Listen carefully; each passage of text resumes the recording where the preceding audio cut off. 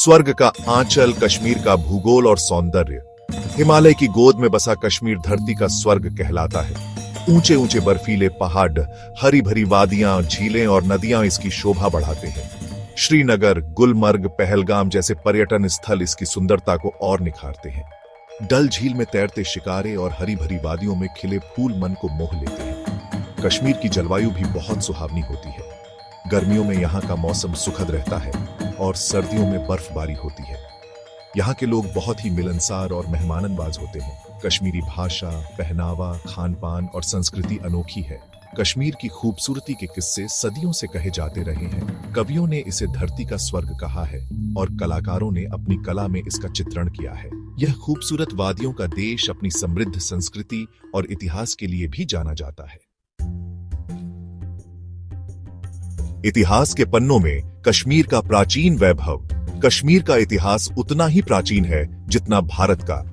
यह क्षेत्र अपनी समृद्ध संस्कृति और ज्ञान विज्ञान के लिए प्रसिद्ध था। प्राचीन काल में कश्मीर में हिंदू धर्म और बौद्ध धर्म का बोलबाला था। कश्मीर कई राजवंशों का गवाह रहा है। मौर्य, कुषाण और गुप्त साम्राज्य के दौरान कश्मीर में कला और संस्कृति का विकास हुआ।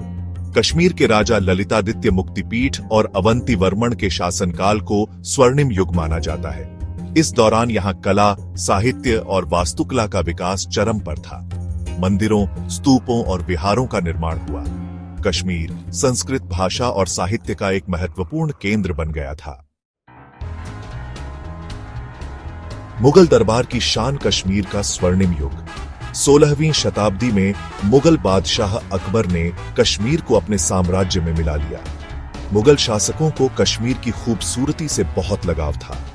अकबर के बाद जहांगीर और शाहजहां ने भी कश्मीर में कई खूबसूरत बाग, बगीचे और इमारतें बनवाई। श्रीनगर में स्थित शालीमार बाग और निशात बाग इसी दौर की देन है। मुगल शासकों ने कश्मीर को धरती का स्वर्ग कहा था। मुगल काल में कश्मीर कला और शिल्प के लिए भी प्रसिद्ध हुआ।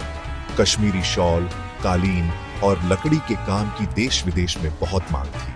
हालांकि मुगल साम्राज्य के पतन के साथ ही कश्मीर में भी अस्थिरता का दौर शुरू हो गया। ब्रिटिश राज और कश्मीर, एक नया अध्याय। 19वीं सदी में कश्मीर पर अंग्रेजों का शासन स्थापित हो गया। 1846 में अंग्रेजों ने जम्मू के राजा गुलाब सिंह को कश्मीर बेच दिया। इसके साथ ही जम्मू और कश्मीर रियासत अस्तित्व में आई। ब्रिटिश काल में कश्मीर में कुछ विकास कार्य हुए, लेकिन साथ ही शोषण भी बढ़ा। कश्मीर के लोगों को अपनी ही जमीन पर अजनबी बना दिया गया। स्वतंत्रता संग्राम के दौरान कश्मीर के लोगों ने भी बढ़ चढ़कर हिस्सा लिया।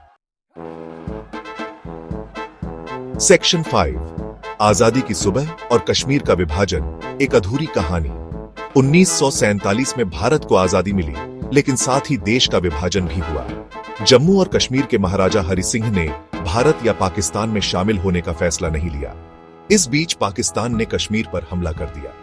महाराजा हरि सिंह ने भारत से मदद मांगी और भारत में विलय के लिए सहमति पत्र पर हस्ताक्षर किए। भारतीय सेना ने कश्मीर में प्रवेश किया और पाकिस्तानी सेना को पीछे धकेल दिया। हालांकि कश्मीर का कुछ हिस्सा पाकिस्तान के कब्जे में चला गया, जिसे आज हम पाकिस्तान अधिकृत कश्मीर (पीओके) के नाम से जानते हैं। सेक्शन 6, कश्मीर की संस्कृति, विविधता का संगम। कश्मीर की संस्कृति बहुत ही समृद्ध और विविधतापूर्ण है। यहाँ हिंदू, मुस्लिम, सिख और बौद्ध धर्म के लोग सदियों से मिलजुल कर रहते आए हैं। कश्मीरी भाषा, पहनावा, खान-पान, संगीत और त्योहार इस विविधता को दर्शाते हैं। कश्मीरी पंडितों का अपना अलग धार्मिक और सांस्कृतिक महत्व है। इसी तरह कश्मीरी मुसलमानों की अपनी परंपराएं और रीति रिवाज हैं। कश्मीर के लोग अपनी मेहमान नवाजी के लिए भी जाने जाते हैं।